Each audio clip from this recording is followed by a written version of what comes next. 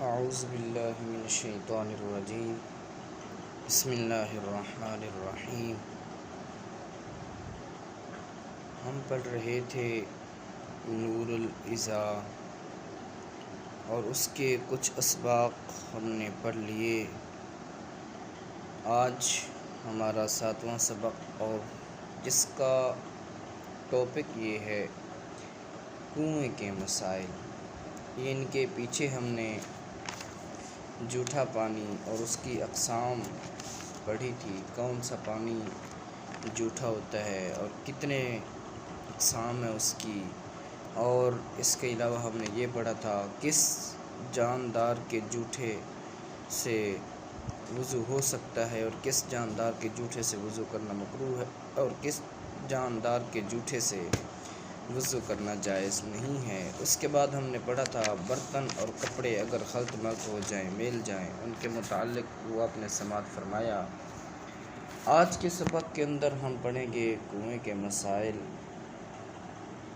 تو سب سے پہلے عبارت سماعت فرما لیجئے۔ فصل تنزح البئر الصغیرة بوقوع نجاست وإن قلت من غیر الارواث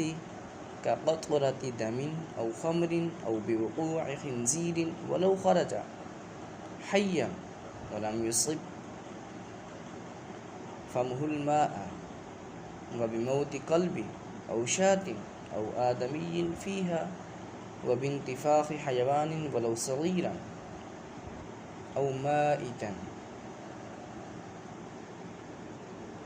لو لم يكن نزحها وإن مات فيها دجاجة أو هرة أو نحوهما لازم نزح 40 دلوا وإن مات فيها فارة أو نحوها لازم نزح 20 دلوا وكان ذلك طهارة للبئر والدلو والرشاء ويد المستسقي ولا تنجس بئر بالبئر والروث والخثي إلا أن يستكثره الناظر وألا يخلو دلو عن بعرة۔ ابھی کچھ عبارت سماعت فرمائیں، اس کے بعد آگے دوسری عبارت بعد میں۔ کہتے ہیں چھوٹے کنویں کا سارا پانی نکالا جائے گا۔ مثلا اگر چھوٹا کنواں تھا، اس کے اندر کوئی چیز مر گئی تو اس کا سارا پانی نکالا جائے گا۔ میرے عزیز توجہ کریں، چونکہ خنزیر نجس عین ہے، اس لیے اس کے محض گرنے سے ہی پانی ناپاک ہو جائے گا۔ یعنی کہ خنزیر اگر پانی کے اندر گر گیا تو اس کے گرنے ساتھ ہی پانی جو ہے نا ناپاک ہو گیا۔ اسی طرح آج کے سبق کے اندر ہم کچھ مزید پڑھیں گے، سماعت فرمائیے۔ کہتے ہیں اگر اس میں لید کے علاوہ کوئی نجاست گر جائے،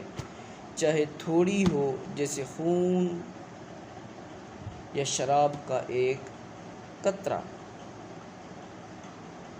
تو اس کا سارا پانی نکالا جائے گا۔ اسی طرح اگر اس میں خنزیر گر جائے، اگرچہ وہ زندہ نکلے اور اس کا منہ پانی تک نہ پہنچا ہو، پھر بھی سارا پانی نکالا جائے گا۔ اسی طرح آگے کہتے ہیں اگر کتا یا آدمی اس میں گر کر مر جائے، کوئی جانور پھول جائے اگرچہ چھوٹا ہو، یعنی کہ اگر چھوٹا جانور بھی ہو نا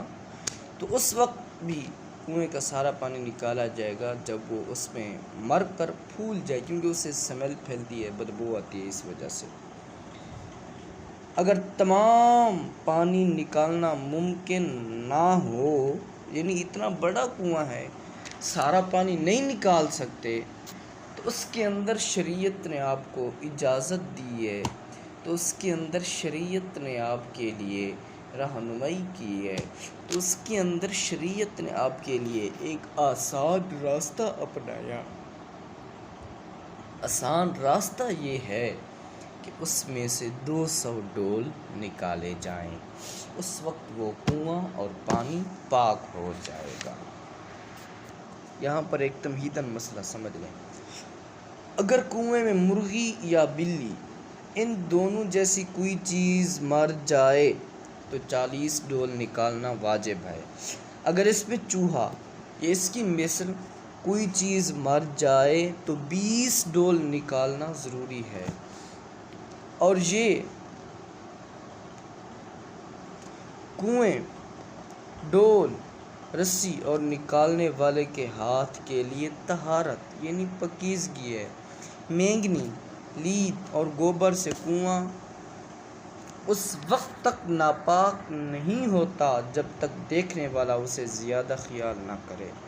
کوئی ڈول بھی مینگنی وغیرہ سے خالی نہ ہو۔ یعنی کہ ایک کنواں تھا، اس کے اندر مینگنیاں پڑ گئی، لید پڑ گئے، تو اس میں سے ڈول نکالے جائیں گے، ٹھیک ہے نا۔ کب ڈول نکالے جائیں گے؟ جب ایک ڈول بھر کے لائیں گے نا تو اس کے اندر سے، ڈول کے اندر اگر کوئی مینگنی یا کوئی لید وغیرہ داخل ہو، کنویں سے نکلے، تو پھر اس وقت اس کنویں کا پانی نکالا جائے گا، پیچھے جیسے بیان کیا اسی طرح۔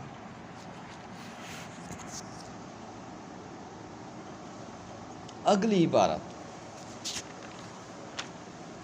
وَلَا يَفْسُدُ الْمَاءُ بِخَرْءِ حَمَامٍ وَعُصْفُورٍ وَلَا بِمَوْتِ مَا لَا دَمَ لَهُ فِيهِ كَالسِّمَكِ وَالضِّفْدِعِ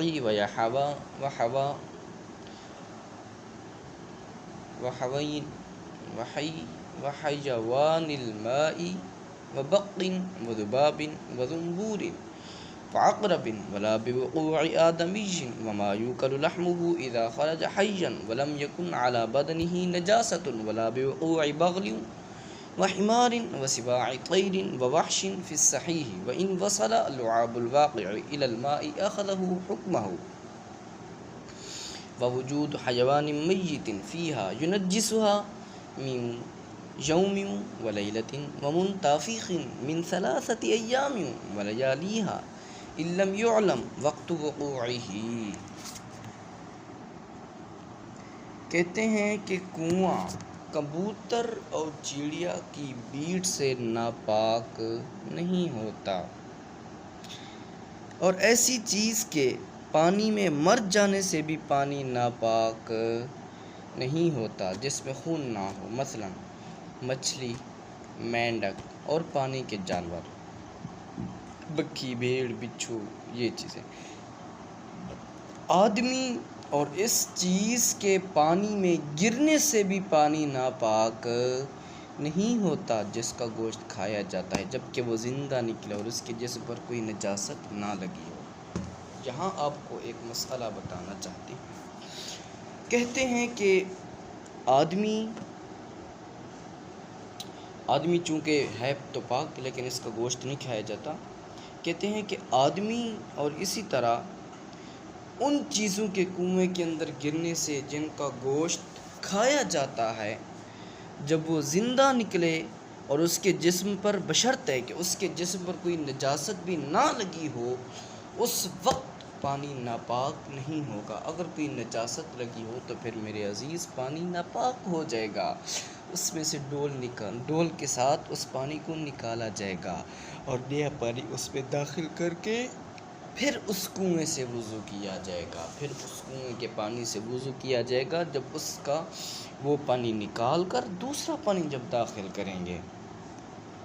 اور اسی طرح آگے کہتے ہیں،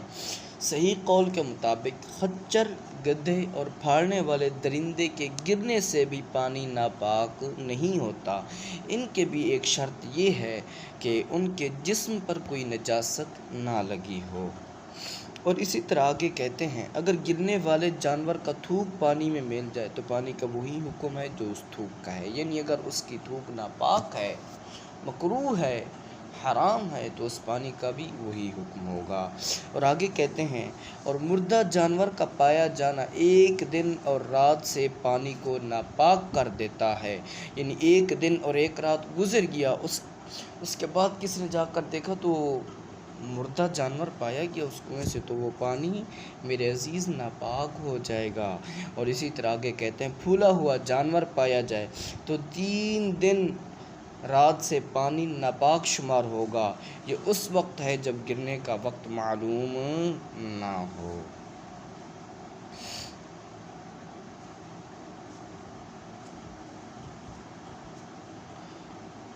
اسی طرح میں نے آپ کو بتایا تھا کہ آدمی کے گرنے سے اور ان چیزوں کے گرنے سے جن کا گوشت کھایا جاتا ہے تو ان سے پانی ناپاک نہیں ہوگا۔ تمہیداً ہمیں یہ سمجھانا چاہتے ہیں کہ اگر جسم پر نجاست ہو یا اس پانی کے اندر وہ چیز مر جائے تو اس سے پانی ناپاک ہو جائے گا۔ اسی طرح کہ ہم کو سمجھایا صحیح قول کے مطابق خچر، گدھے اور پھاڑنے والے درندے کے گرنے سے بھی پانی ناپاک نہیں ہوتا۔ یہاں سے میں تمہیداً بتانا چاہتے ہیں یعنی اس کے خلاف بھی قول ہے، وہ یہ کہ ان کے گرنے سے پانی ناپاک ہو جاتا ہے، لیکن وہ صحیح قول نہیں ہے۔ اور آگے بتایا تھوک کا مسئلہ، یعنی اگر اس پانی کے اندر اس جانور کی تھوک وغیرہ یا کچھ مل جائے تو اس کا بھی وہی حکم ہے جو اس جانور کا ہوگا۔ یہاں سے وہ بتانا چاہتے ہیں کہ اگر اس کا تھوک نجس ہے تو پانی ناپاک، تھوک مکروہ ہے تو پانی مکروہ، اگر پاک ہے تو پانی پاک رہے گا، جیسے میں نے آپ کو تمہیداً سمجھا دیا۔ اور آگے ہمیں یہ بتایا تھا کہ جب کوئی جانور پھولا ہوا اس پانی کے اندر، اس کنویں کے اندر سے پایا جائے تو 3 دن 3 رات تک پانی ناپاک شمار ہوگا جب گرنے کا وقت معلوم نہ ہو۔ تو یہاں سے ہمیں یہ بتانا چاہتے ہیں پانی میں گرا ہوا جانور مردہ حالت میں ملا تو اس کی 2 صورتیں ہوں گی، پھولا ہوا ہوگا یا نہیں ہوگا، پھر اس کے گرنے کا وقت معلوم ہوگا یا نہیں۔ اگر وقت معلوم ہے تو چاہے پھولا ہوا ہو یا نہ ہو، جس وقت وہ گرا ہے اس کے بعد اس سے وضو کر کے جتنی نمازیں پڑھی ہیں وہ تمام نمازیں لوٹائی جائیں گی، اور اس دوران جو کپڑا اس سے دھویا گیا وہ دوبارہ دھویا جائے۔ اور اگر گرنے کا وقت معلوم نہیں تو پھولا ہونے کی صورت میں 3 دن رات پہلے سے اس کا گرنا تصور کیا جائے گا، اور نہ پھولنے کی صورت میں 1 دن 1 رات کا تصور کیا جائے گا۔ گرا و شمار کر کے اس وقت سے ناپاک سمجھا جائے، نمازوں کا اعادہ کیا جائے، جو کو دھویا اسے دوبارہ دھویا جائے۔ یعنی کہ اگر مردہ جانور اس کے اندر پایا گیا کنویں کے اندر اور کسی کو معلوم نہیں کہ یہ کس وقت گرا ہے، اگر وہ پھول گیا جانور تو اس وقت 3 دن کی نمازیں لوٹائی جائے گی، اور اس پانی سے جو کپڑا دھویا اس کپڑے کو بھی دوبارہ دھویا جائے گا۔ اور اگر وہ جانور پھلا ہوا نہیں ہے تو پھر 1 دن کی نمازوں کا اعادہ کیا